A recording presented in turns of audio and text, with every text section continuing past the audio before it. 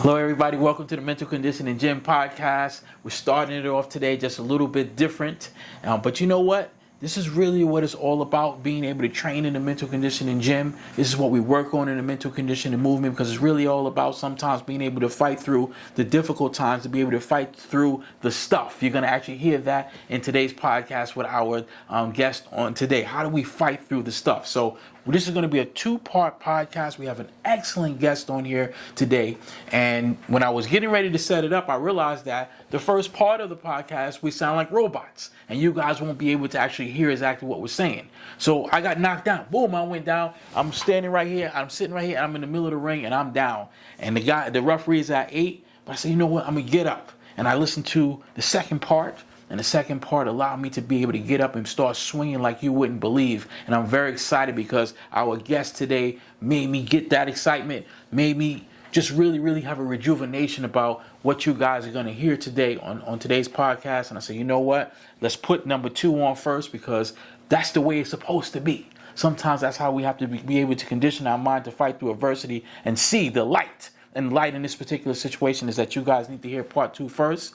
We're going to be able to redo part 1 for you guys, because that's the foundational piece. But as you listen to today's podcast, you're going to really be excited to hear the foundational piece as we put that piece back together for you. So let me give him his proper introduction today. I'm super excited for you guys to be able to hear this dynamite young man. He is a 2-time Golden Gloves champion.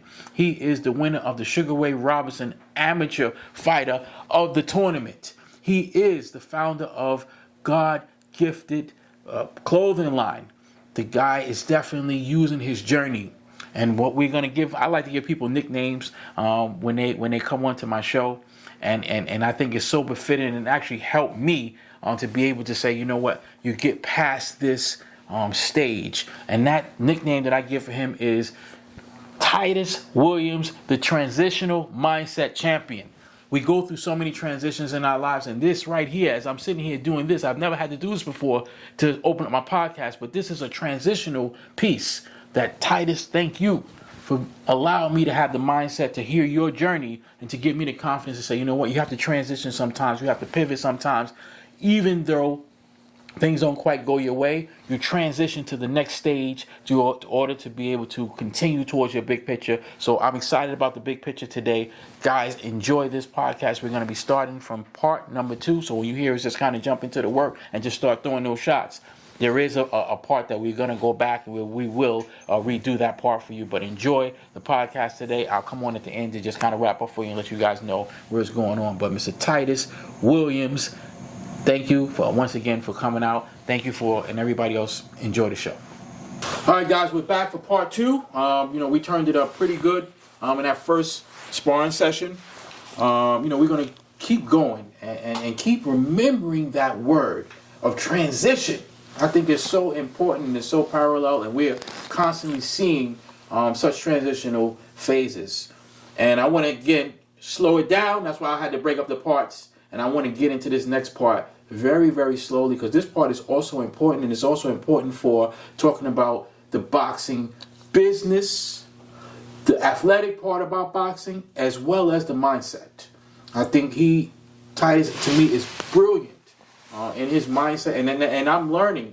When I do these interviews, I'm always excited because I get a chance to learn about people that I find to be such good, not just in this case a personal fighter, athletic fighter, but a personal. So I'm gaining, well, where did this come from? So I'm excited to be, and I want to say again, thank you for coming out, man. Thank you. And sharing with us. It's very important. I hope that you guys are really listening closely, and we're going to turn up the stove even more. We ended the first session. He talked about getting out there and having an opportunity to work with the money team, the GOAT. We can get into that discussion a little bit later. We'll get into that one maybe on a different show about our opinions on the GOATs, things of that nature. But, one thing about the sport of boxing and just life in general, the places that it takes you, transitional-wise, is such a powerful dynamic. And you have to be mentally prepared for these things. And I am a boxing junkie, not just about the sport, but about the business. And I take this part so very personal because, and this is where I really want to lean on you, and I think this is important. I think this is part of our future journey together. We've talked about this, and I see a lot of things going on with young fighters as I get older. To see that, and you with the experience, there's things coming that go on in the sport of boxing. I don't like it. I don't like to see what happens to young guys. Tremendous amount of talent. Titus said this to me the other day, and I understand what he said, but I don't understand it. And he said it's not always the talent, but it's the other things, and we're going to get into those other things. Not always the best fighter wins. That's what he told me. Not always the best fighter wins, or not always the best fighter wins a world title. That was deep to me. And I'm imagining that even to just the mindset of the process. Look what he just said. He started at the top with that, like, yo, money team. That dude is, like Floyd Mayweather or not, he has accomplished things in the sport of boxing, in and out of the ring, that is, let's be honest, at this particular time, is untouchable. Untouchable. Whether you like the guy or not. That's just a fact. Mentally and physically. And he had an opportunity to be rubbing elbows with that. That's a transitional piece. But let me slow it down just a little bit, and I want you to do this for me. Talk about and you mentioned this, and this is this is one of those real meat sections, and I want you to go slow. And go back to that time now. Don't jump ahead. Just stay in that moment where you're getting into the business. You didn't meet Floyd necessarily yet.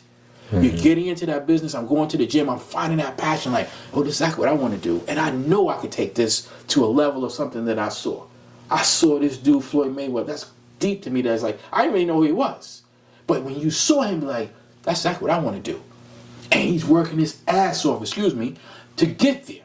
I'm going to the gym. He talked about the other pieces of the puzzle. This is why this is really going to be an important question. You got to dig a little bit deeper on this one.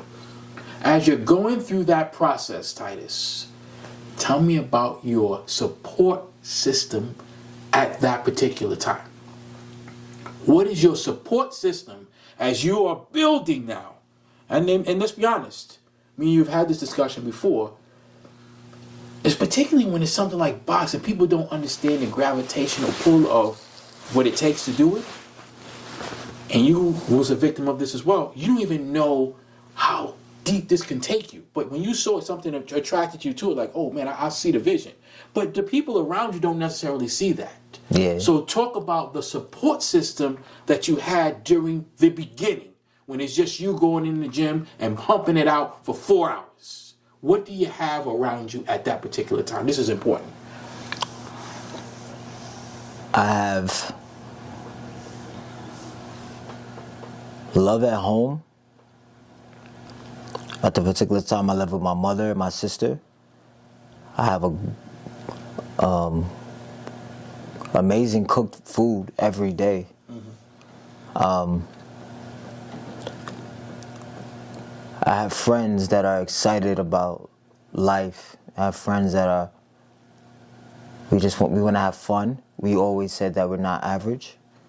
We always said that we're just gonna do what we gotta do to get to the top. We never wanted to be average guys. So I had friends that I had fun with. We partied a lot, vacationed.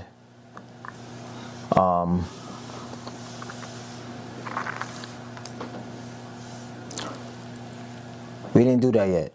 No, we didn't do none of that started yet. At that particular time, my friends we're all in college. I'm at Nassau. They went away. Someone's upstate, and someone's down south. So in that particular time, it's me, my girlfriend at the time. But that was like, I remember like in my first year of college, and she's in like 12th grade or something like that. Mm-hmm. Even that, the transition, is two different mindsets. Of course. Her mindset and my mindset was different. So I was exciting that she took my. Of course. I'm even remembering because she took my article, and when I fought for the first time, I made the newspaper, and she put it in the locker. But I'm still even moving too fast. Let's go further back. So in the beginning. It's the barbershop. Like, okay, the guy at the barbershop, and like he's like, "Yo, man, you a baller, man. You a baller. You trying to box? You trying to box?" And he was shocked, and it was just me, man. Me and the guys in the gym, and the people that would help me out. They picked me up from school. They picked me up from my house, and we go to the gym every day. These are the people at the gym? At the gym. Got you. Mm-hmm. So it's Tyrone, it's Hervé, I forget my brother's name from Westbury. It's not Nick. Richie, bro. Mm-hmm. Thank you, Richie. Thank you. He lived in like New Hyde Park, closer to the gym. You go that way. He would come back every day and pick me up. That meant so much to me, bro. I understand. Because if there was no that, there's no this. And there's no money team. And I feel a little emotional about it because I remember the days I couldn't get there. I wanted to be there and I just couldn't be there. Like, I fell in love with the gym. It was my support, and it didn't matter to me if you didn't believe in me or nobody believed. I didn't care because I'm self-motivated. That's one. And two, I'm about to just show y'all what's up. Because wherever I want to plant my feet and be, I'm going to be that. Mm-hmm. If it's introduced to me, I'm going to be that. Mm-hmm. You know what I mean? Like, did you, I want to go slow through this. So the support was the intangibles that God put in me, right? And the plan that God had for me, I always felt like He had something for me. Mm-hmm. And I would always be told, since a kid, that you're gifted. My mom was pregnant with me. The pastor said, "This is your gifted child." People would stop preaching during the church and then call me out and say, "Your hands are gifted." So I never felt like I didn't belong, and you know what I mean. So as far as support, it was me, God. It was God, me, and my mom, my sister. And I'm sorry for taking so long. I had to unpack that because I had to really think about that. That's why I asked you. And I'm not sure if this is the right word because I understand what you're saying, but I'm going to use it because I can't find another one right now. And I use it loosely. But lack of support at that time, do you accredit that to people just not understanding your journey? I'm entering something. I'm not sure if that's the right word. So now, in the moment or right now? So because No, in the moment. In the moment, I'm not looking for support. At that point, it didn't matter. I just need to get to the gym. Yes. I just need to get to the gym, and I need the food at home. So that's all the support I need. That food. It matters. Oh my God! No, it's everything because you feel in your body, stuff like that. The whole nine. I gotta go to. I went to work, college, and box at the same time. Talk to me about that, not you, but I'm talking like talk to me about that. Like how we talking about the high level. We talking about graduating college. We talking about winning Golden Gloves. You know, and what I said, and work. We talking about going to a job that you making $10 an hour, and you know, I mean, it's not that I don't want to be there. It was kind of just like it was just life. So my support was just, that's what I'm, lack of, go ahead. I don't know if that's the right word. No, it is the right word because, you know, like my mom, my sister, they believed in me, whatever you want to do, like, we're going to support you and stuff like that, but that, you know, as a man, when you talk about that word, really support, like that, there was nobody there, except for my teammates. And they understood. The grind. So, this is a lot of transition here. I'm not sure, and you back me up if I jump too far. Yeah. When did you, from that moment because I'm seeing that scene, and that's so dope to me that like, yo, I'm gonna find this gym, walking in this gym, yo, listen, my name is Titus, I want to learn this business. Yeah. I want to learn how to fight. From that moment to where, or was there a moment where you're like, whoa, yo, I'm not going front. I'm pretty good. This is something that the fruition is coming to reality. Even though I know that you, because I believe you 100% that I believe that I can do it. I knew it. But it's still something different to be like, hold up. I'm doing this. Yo, I'm doing it. Do you have that moment in your head where you were just like, oh, this is it? My first fight. Perfect. Professional fight or? First amateur fight. Amateur fight. I'm going to ask you the question again now. Yeah, I know what you mean. Like, my moment that I arrived. But no, so to the moment that I arrived, like, that I'm really doing this, I cannot lie to you. It happened early because my first tournament I won. I fought 3 days in a row and I won. I fought the Long Island Championships. So, and then it's like, okay, I won that, and then I have so many belts and titles. It just, I was confident, I knew it, and then now I'm doing this moment. I arrived. Marco Suarez. When I fought Marco Suarez, so the Golden Gloves is huge, but you also have the Metro Championship. That's a tournament. That tournament is arguably bigger than the Golden Gloves because that tournament is what gets you to the Nationals. The Nationals get you to the Olympics and stuff like that. Gotcha. I won that 5 times in a row. Wow, impressive. Impressive. 5 times in a row. Thank you. So now, but my first year, I got matched up with a big name. Big names are big, especially in New York City. In boxing, when you have a name, you have a name. Marco Suarez. So if you really know about New York City boxing, he was the guy. Okay. Before I started boxing, I watched, they come on TV. It came on TV, the Daily News Golden Gloves. And I look up there, and I used to wonder, how do they move like that? How do they do that? How do they moving like that? How they it's so fluid? How they throwing so much punches? Like, so then now that was still in my mind when I got matched up against him. Regardless of how I'm coming up. You had seen him on MSG? I know who he is. I got you. That's one of the guys. Okay. That's one of the guys. Like, okay, so now it's like, place is packed. Everybody, I'm in the back. So I'm like, yo, one of my main spar partners, Jared. Shout out to Jared. I'm like, bro, I got Marcos tonight, bro. He like, yo, T. I say, yo, bro, hold on. I say, yo, bro, give me some network real quick. Boom, hitting it. Boom, he's doing his hands. Boom, boom. And I'm feeling sharp.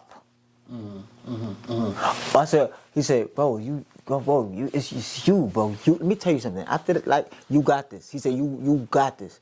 And then I just felt it. Like, this is my moment. This is my moment right here. I'm taking it from him. I love it. He could look pretty polished, all that. I'm taking it from you. I'm a dog. I'm a beast. I love it. Bell rang, and I took it to him. From bell to bell, to bell to bell, to bell to bell, 3 rounds. And I shocked everybody in New York City that saw it and I heard about it. And now Titus Williams is a name. That's where I wanted to go. You got me there. Thank you. I'm going to come back to the question I asked you when we started. I want it again. Talk about now your support system. Is it the same or is it look different from when I first asked you that question?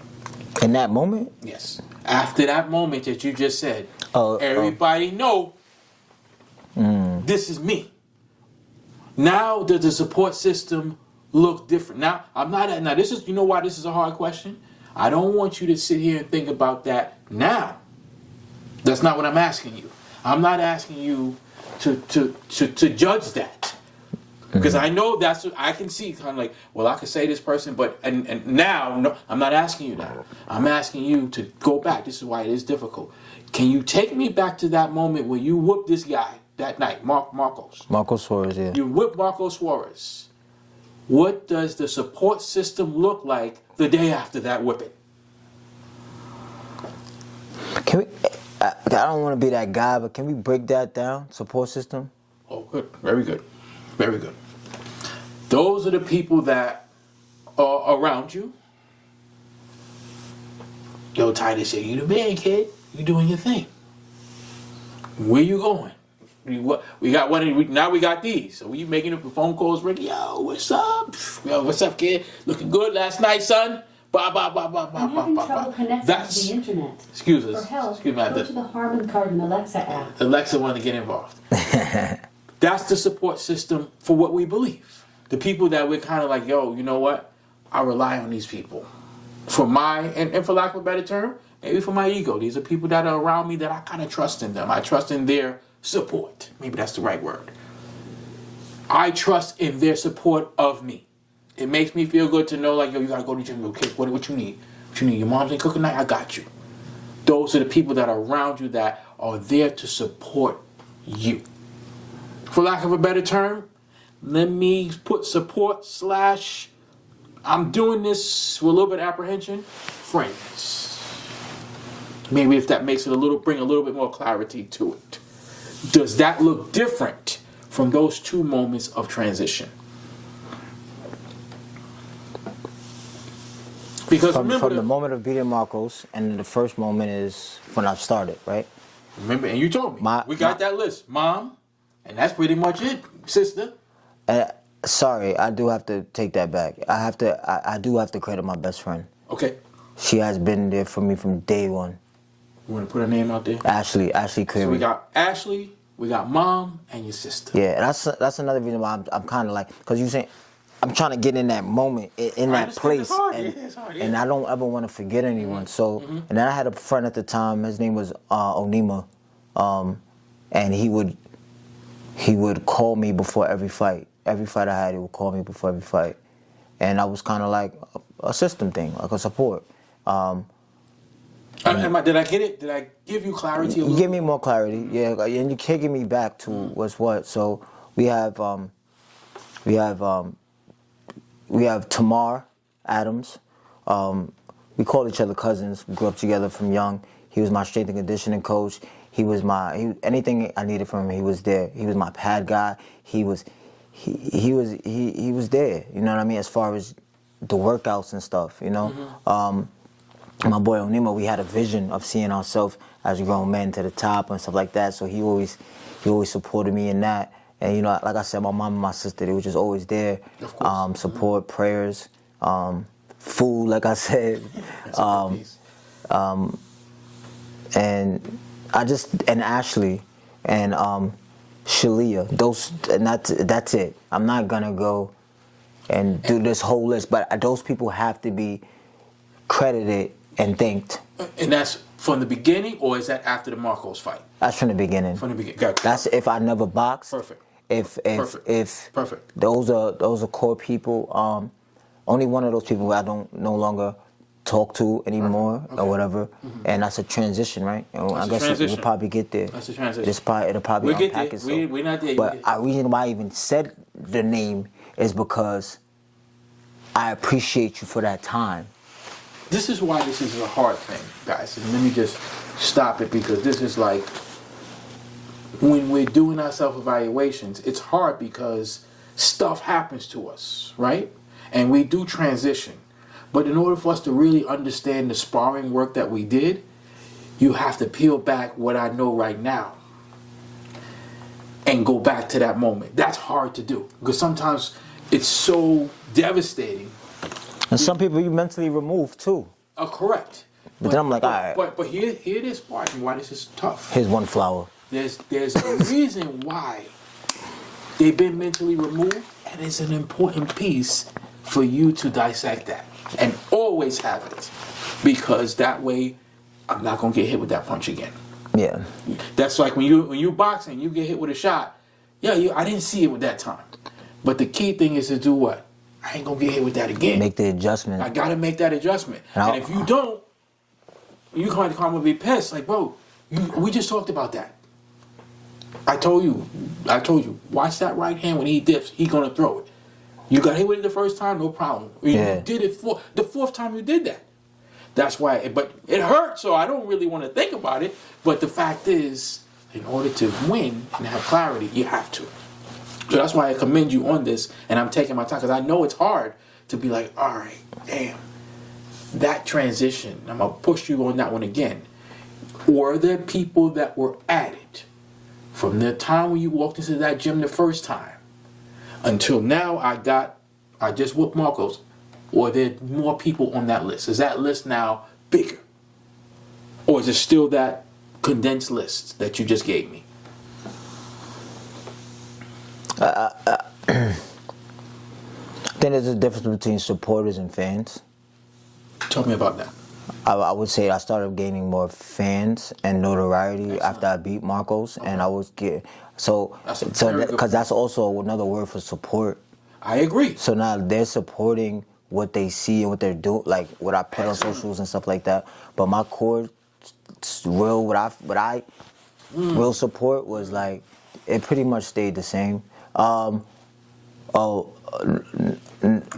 Wait, up until what point? Like in that moment, yes, everything. Oh, the Marcus moment, yes. It changed. You opened up my mind so much because as things progressed, things absolutely changed. That's why we're trying to get at. And the support system changed. It changed. You said something that I never thought about, and I want to push you on that. And again, please listen to what he's telling you here, particularly young guys, whether it's boxing or anything which you're progressing in life, particularly if you're doing it in the public eye, which he had to do. And I just wrote this down on this is a pay-per-view matchup. Fans versus support.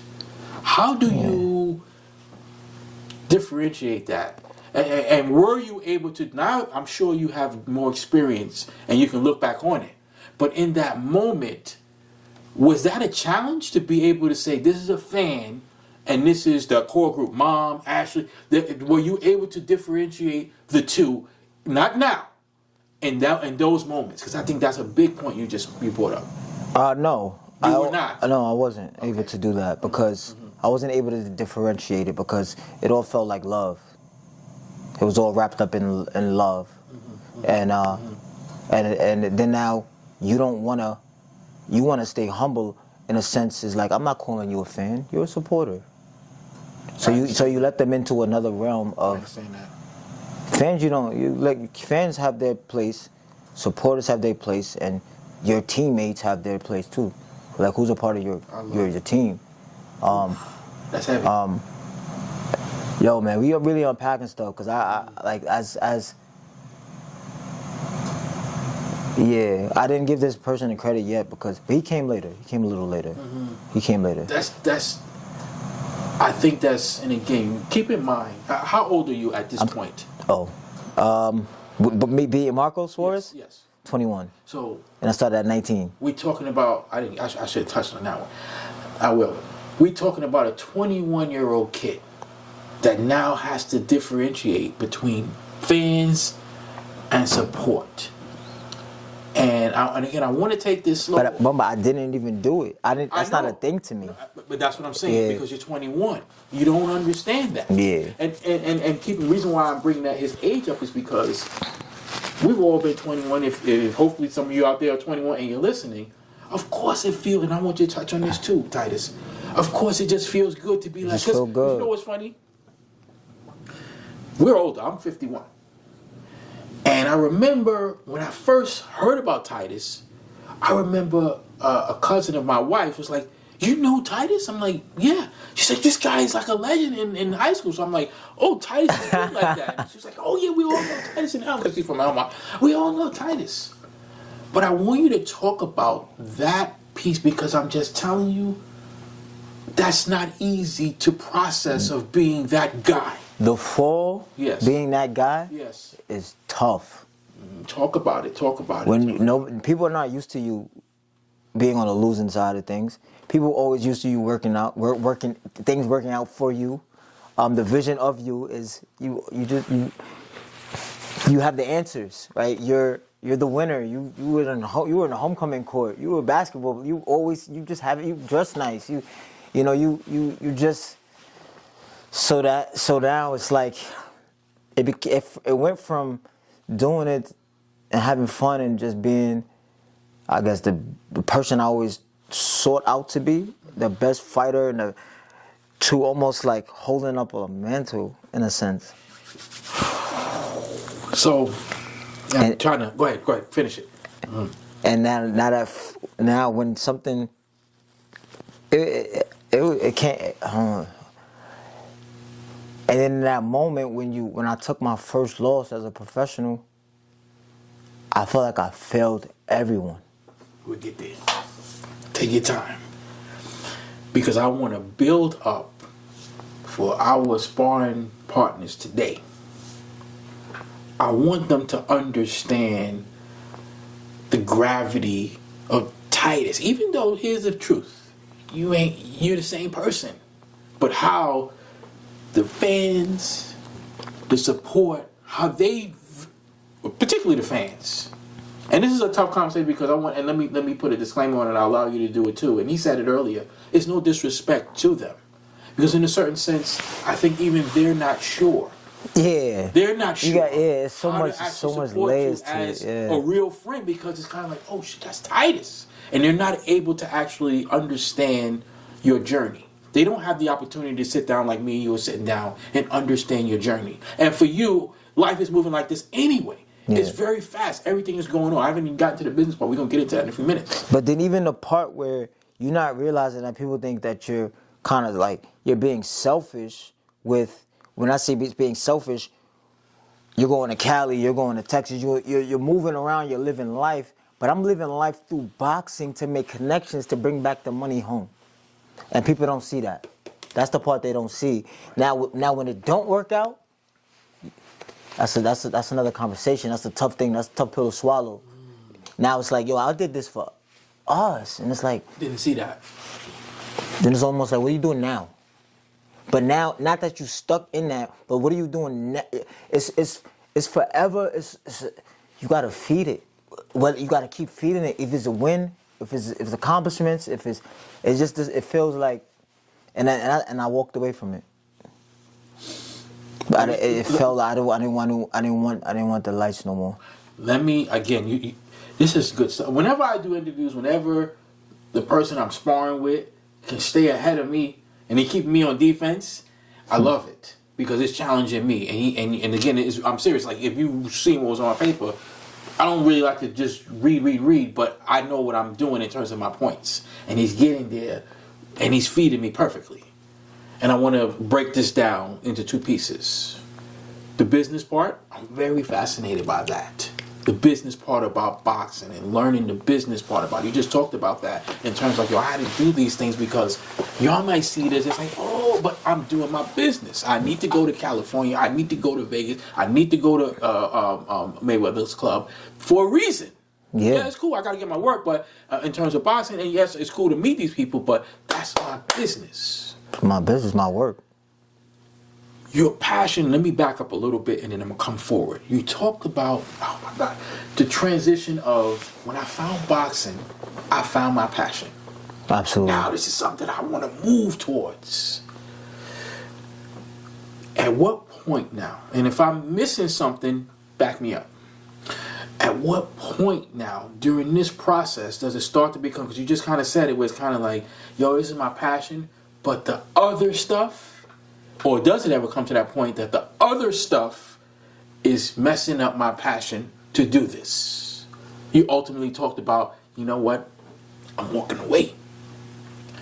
Can you tell me about that drive, that journey, that transition to that point? Was there a moment in time, and I have that written down, that going into a fight, and it's a lot of meat in here. Maybe was it business-wise? It's like, I'm a little bit confused. And it's something ain't right over here with this business stuff. And I know it's not right, but I don't know exactly what it is. When they wanted me to fight Chris Colbert, and I'm 7-0, and he's 6-0, and you want me to fight Chris Colbert at the Barclays Center, and we have the same manager. I saw, you know what's crazy? I saw that today when I said, let me look up. I looked up the Boxing Rec. Yeah. And I didn't realize that. I was there that night. And I knew it, but looking at it, I'm like, well, what is this? Here's an up-and-coming kid who is 7-0. Yeah. What the hell's going on? You got guys now that you don't put two fighters in the ring like that. You got guys now that's 30-0, and we still like, yo, you two guys honestly are a fight that the public is clamoring for, and you guys didn't get it on for 4 or 5 years. So, but did you understand that something is going on here? Yeah, I didn't want to believe it. As a fighter, you always try to think about the best case scenario. You always believe in yourself.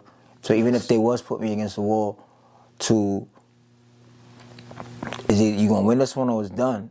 As a fighter, what they said was, if you don't take this fight, he's still gonna keep the fight date, and I'm just not gonna have the fight date. And for me, I'm not backing out of nothing. I understand. Or settling or not turning away from nothing because of you. And that's the ego and the pride that gave that answer. Because at the end of the day, if I saw the play that the boxing business was trying to make, I'd say, oh no, he could have the date. Yes. That's the now me would have said he could have the date. Yes. Because I didn't understand the process. Yes. They started telling me to call people out. I didn't understand none of that. I'm not gonna lie to you. I went from amateur boxing to not even, and I still learning how to make the Olympics, how to do this, everything was how to, but there's no. I'm going to the gym every day. We're not having meetings about this is how you do this is how you do it. No, once you get lit, either the promoter's gonna show up or they're gonna call you, they're gonna contact you. But guess what? At that point, no, I'm not educated on what's going on. At all.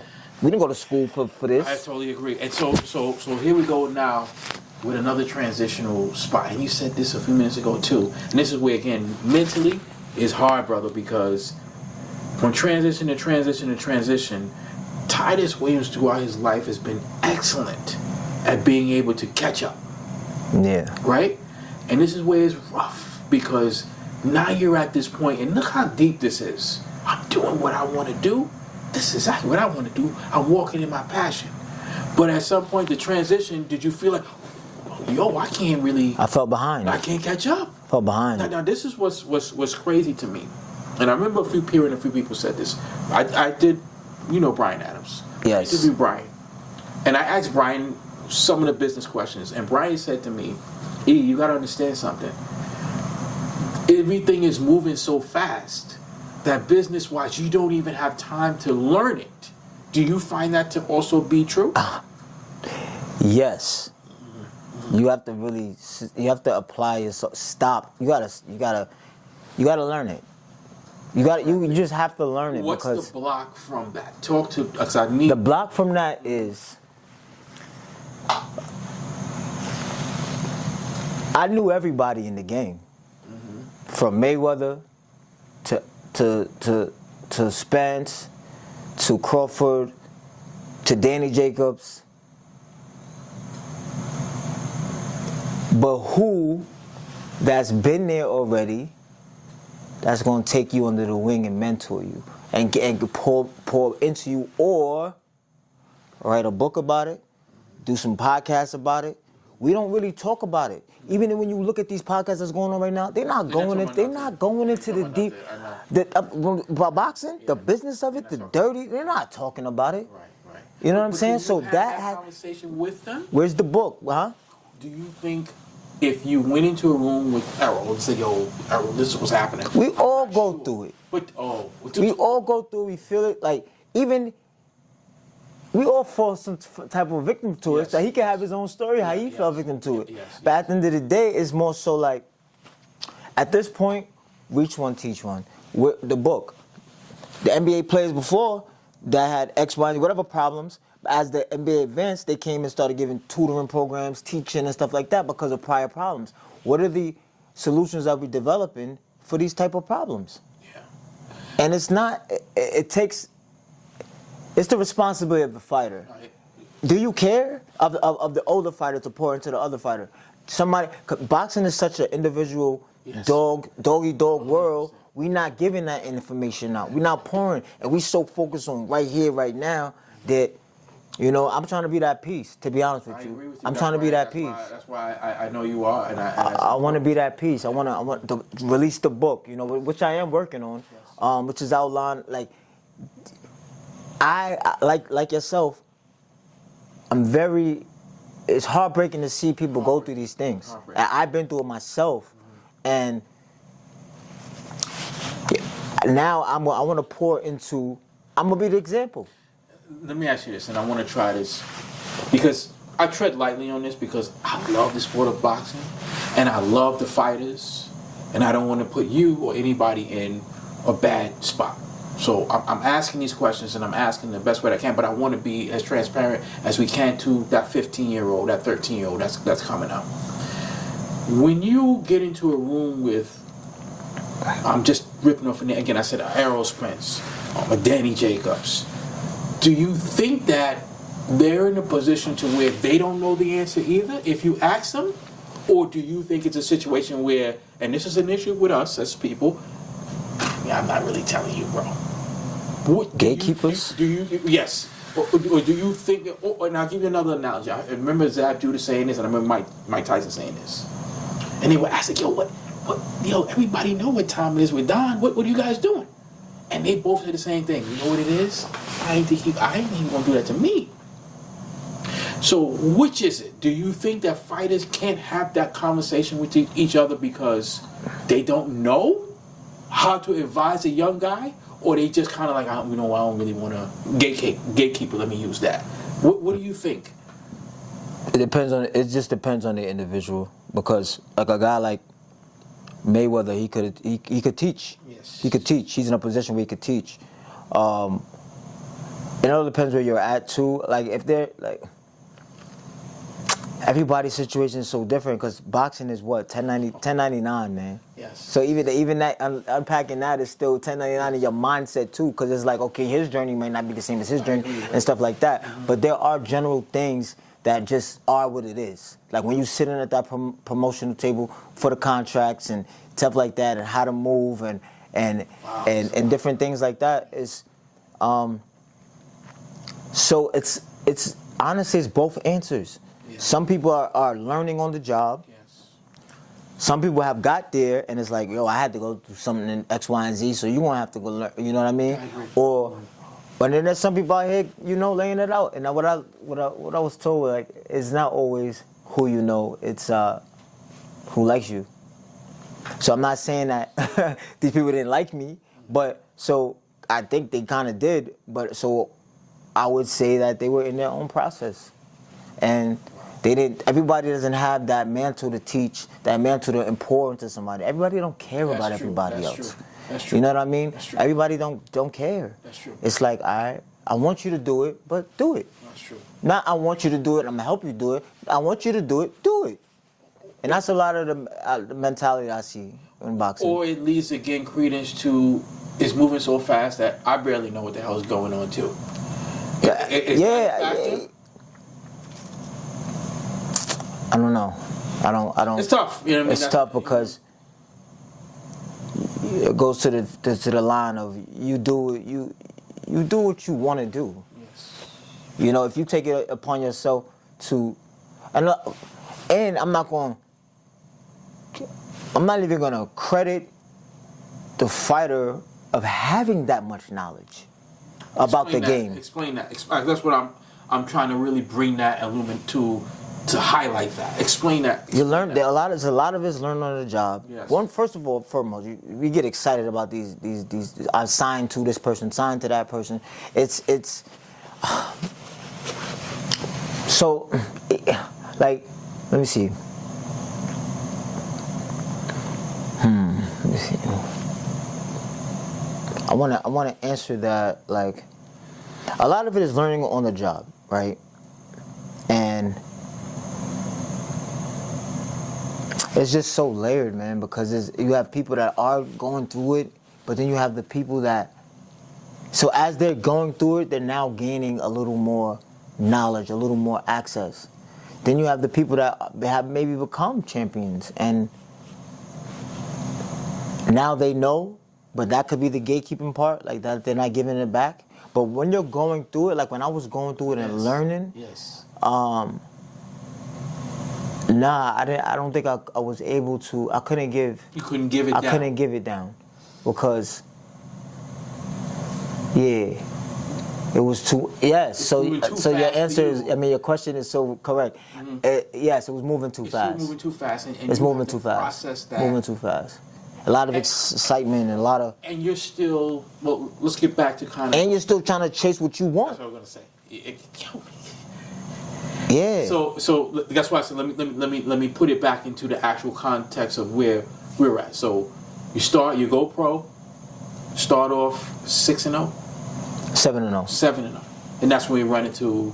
Well, I was 7-0, yes, when I fought Colbert. Yeah. Colbert. So he gave us a little background as to going into that fight.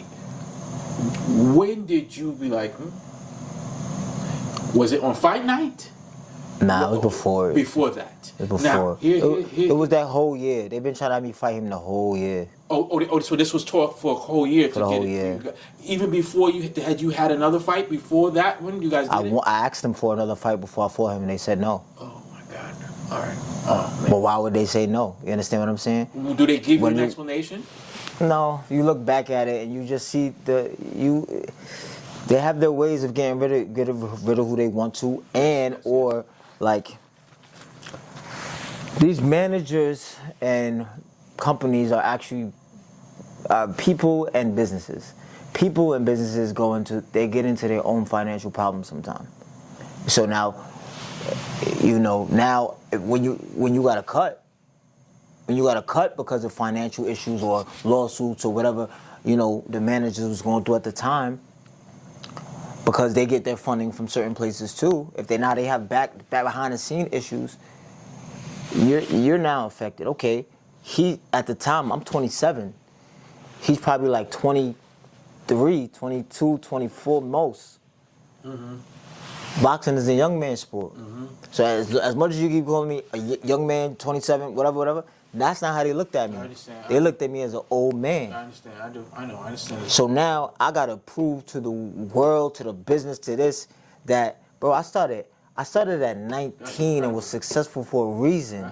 So now a lot of these fighters are talented, but I'm God gifted. So now I gotta show you. So now at that particular time, I had to get in my bag, and I didn't get in my bag. That bag is confidence. That's no lack.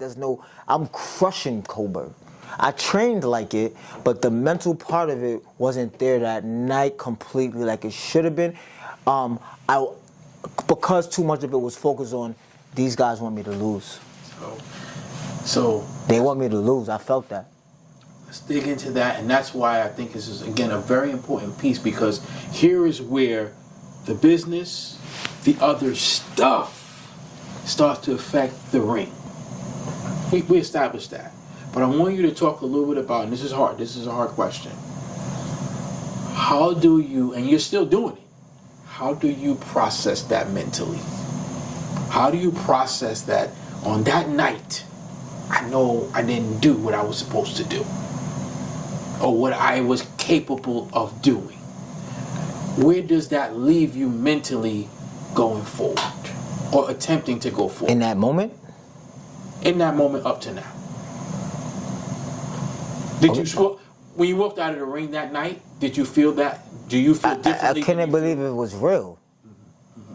This is how it ended. Mm-hmm. Then the boxing, they did me dirty. They told me to be at the arena about 5 o'clock. One of the big fights fell off. The co-mains or whatever the case may be, or something like that. Everybody was coming to everybody that night was coming to see Titus Williams versus Chris Colbert. Correct. Everybody. Correct. That's no question. I was there myself. So now, why would you put me on? Why would you tell me to get to the arena at 5 p.m. and I'm in the ring at 6 p.m.? We talking about one of the biggest New York City fights. That's supposed to be co-main event or right after. Why did they do that to me? Because they know I'm a crowd-pleasing fighter. Why? And you're gonna put this against him, this against him, this against him. We're going to freeze him. We're going to ice him. Boom. Go ahead. Fight. Empty arena. Nobody's even there yet. Some of my peoples is there, whatever the case may be. Don't even let them warm up. Don't even let them get comfortable. I'm in the best shape of my life. I never looked like that in the mirror another day in my life. That was amazing. And I put it in, and regardless of the mental part of it, I was going out there to fight my hardest and leave it all out there, win, lose, or draw. And I feel like that got taken from me a little bit. Because You don't put Mayweather at 6 o'clock. No, never, never, Not that I'm Mayweather, but I understand what's going on. never, never. So my last fight, they put me on 1 in the morning. So you telling me this is not a tactic? There's no question about it. It's the gamesmanship. Who is Titus Williams as a boxer? A performer. Yes. This is the things that, again, really require a lot of mental training and mental recovery and actually transition. Here we go with that word. We're going to bring it to the fourth quarter now, the transition now. And I'm going to ask you a question. This is the third time I'm asking. Somebody said he's going to carry that for a long time. And I never forgot that statement. And I'm still carrying it. That's not at all surprising. And that's the piece that it's difficult for us to transition out of. And I'm going to add a little bit more weight to it. I'm going to ask you this question for the third time. Tell me about, after that occurrence, mentally you're not in a good place because you're now backtracking like, yo, what was that? I didn't see it. It's like getting hit with a punch you didn't see. Like, are you serious? I thought these people, even from a business point, was down. Let's ask that question again. What does now the support system / I have to add that word that you gave me, fans look like now? What does that look like? Remember, from the first time that I asked you when you walk into that gym and was in that journey, then we in that moment where it's like, yo, you know what? Now we are in this phase. What does the support system look like now? At that moment. Before the fight, I'm that guy. He's putting us on the map. Look, we're in a Barclays Center. Like, I owe my brother. Yo, that's Titus. Yes. Yo, we here, y'all. Exit 13. We here. Yes. It's lit. Like, after that, I don't know, cause let me see. A lot of this stuff is personal, man. I don't get hung up on the way. It's how I feel about me, what I'm presenting to the world. So for me, I feel like I let everybody down. I feel like I failed. All the feelings that I've never felt before, I was feeling, and I was embarrassed. It's hard for me to be embarrassed. I could fall off this chair right now and then I'll just laugh about it. Right. Hard for me to be embarrassed because I'm not living for people. Right. I understand that. So within me, my armor is tainted. It hurt because this was always so easy to put on for the people, to put on for my town, to put on for my city. It was always just good. So what? I realized, Go ahead. So you realize later, like, yo, okay, that's not how life works. Go ahead. You spoiled. But in that moment, I'm not thinking about that. I'm not thinking about none of that. I just feel like a disappointment, feel like a failure. I feel like wow. Like, I feel like everything I've ever worked for, I failed it in that moment. It's very deep. I want you to reflect on, and again, this is for the young fighters out there, man, that's listening. I want you to talk about, and he was very transparent in what he just shared with us. And I think, and again, I want to give you a round of applause, because I think that this is something, and it's so important. That's why I look forward to our journey together going forward. Because I think sometimes, and this is not just in boxing, it's just in life. I don't walk in the barbershop the same no more. But that's I don't walk in saying. the corner store the same no more. But that's the thing. The fact that you can say that, my brother, is big. I don't live for people. Yes. So I live for me and the greater cause. I live for those feelings that when I go and ready to go do it, or I don't know it, I'm so self-motivated that what I do, it helps others and it extends to others, I'm doing certain things. Like I always said, my success and all that stuff is great, but it's what you do and the impact you have for the other people. My impact felt taken away from me in a sense. Like I'm not being an asset no more. I'm not. It's not about being a star. It's about being able to pour into others. But let me share this with you, brother. Let me share this with you. This transition, again, that we go through in life, this is why it's hard. Because when you go through a transition like this way, and you talk about God has given you things to be able to bear witness. And sometimes we can't explain why God gives those things. We can try with our self-evaluation. But I challenge you right now and right here in front of everybody to tell you that the gift that you're given right now through defeat in a ring is giving you a hell of a lot more than you could have ever gotten if you would have whipped Chris Colbert on that night. Because the knowledge that you have and what you're doing with it and being transparent with it, I'm just telling you, you told me that. Even amongst the fraternity of boxers, you said, yo, we get in the room, but I'm not going to front. And I get it. It's not just boxing. It's whatever profession you're in. I'm a retired police officer. There's certain things we just don't really talk about. Yeah. I try to break that mold. If I talk to a young guy, yo, this is what's happening. I'm going to tell you the truth. But in general, that's not the culture to where you talk about the pitfalls of things. And so for you to be able to dial it back and peel back those layers, and I'm going to ask you a challenging question, and you may not even, the story may not be complete, but what did you do for that transitional recovery? Because here's the piece, and I'm going to give it to you. It's hard because as you look back on it, and this is the truth, Titus, you hold yourself, and I'll go back to question number 2. When I talked about who your influence, you talked about your mom. That's why I spent time on that. Because my mom's trained me. I tell people this. Our parents are our very first mental conditioning trainers. And frankly, they don't never lose that job. I agree with that. Yeah. That's a job that you're hired for, whether you're there or you're not. Even your dad. That's your mental conditioning trainer. Whether he was present or not, he trained your mind to be a certain way. And your mother set a standard for you that I'm going to challenge you to say in your mind, you're like, how come I didn't see that? My mom's trained me to see that. But it happens. Woo! We're going to hold it right there. We're going to hold it right there as we get ready to get into the foundational piece.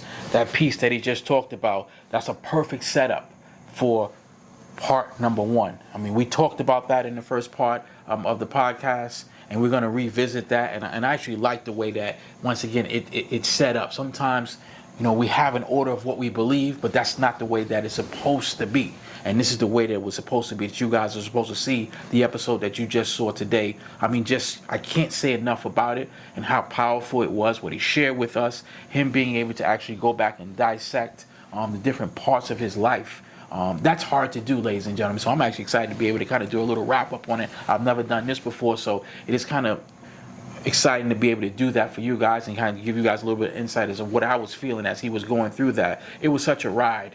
And as we said, he's just really such a transitional mindset to go through all of the different stages that he had to go through. And kudos to him for being able to put himself, and you could see him thinking and putting himself, he was doing exactly what I asked him to do, and put himself in those moments as he was going through it. And, I encourage all you guys to kind of do that when you do your self-evaluations in your life. It's hard because you have to go back and put yourself in that moment. And you saw that he was able to do that, and you saw that he was actually processing it as he was doing it. So you guys really got to see something special. I got a chance to see something special, to be interviewing him and him giving that to us. So again, thank you, brother. He is truly the transitional mindset champion in my eyes. So get ready, look out, the foundational piece to see where all of that comes from. All of that you just heard is a hell of a journey, but it comes from somewhere. And we're going to talk about that as we rewind it to technically, which is part 1, but you're going to hear it in the second part of the Mental Conditioning Gym podcast. Everybody, thank you for tuning in, and we're not done yet. We got a lot more to do. We're going to continue with this journey, continue with the journey with Titus, and we're going to continue with the journey in the Mental Conditioning Gym podcast. Everybody have a great day. Thanks again.